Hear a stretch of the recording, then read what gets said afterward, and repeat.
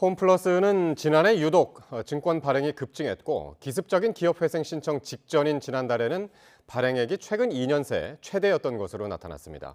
만약 신용등급 하락과 그 이후 기업회생 신청을 감안한 결정이었다면 파장이 커질 것으로 보입니다. 류환홍 기자가 보도합니다. 홈플러스가 갚아야 할 카드 대금을 기초 자산으로 발행된 ABSTB, 즉 자산유동화증권 발행액이 지난해 유독 급증했던 것으로 드러났습니다.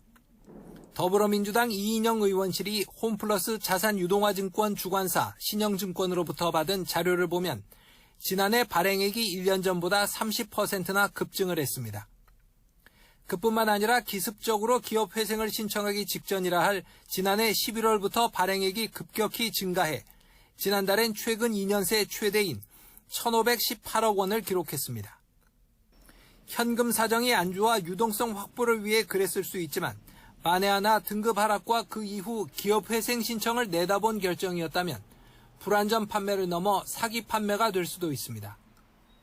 지난 2013년 동양그룹은 재무 위기를 숨긴 채 기업어음과 회사채를 대량 판매한 후 법정 관리를 신청했다가 현재현 회장이 사기 혐의로 징역 7년형을 받은 적이 있습니다.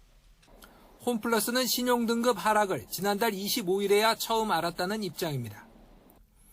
홈플러스는 유동화증권 발행 경위에 대한 의혹이 커지자 추가 보도자료를 내고 해당 채권의 전액 변제를 목표로 증권사들과 함께 회생 절차에 따라 최대한 노력하겠다는 입장을 밝혔습니다.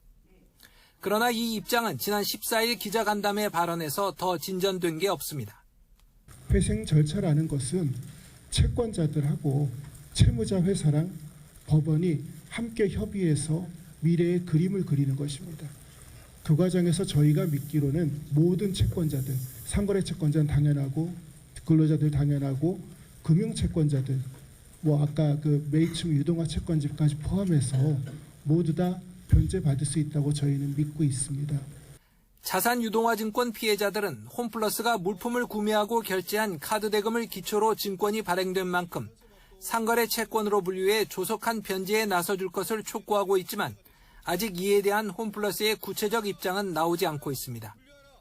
YTN 유환홍입니다.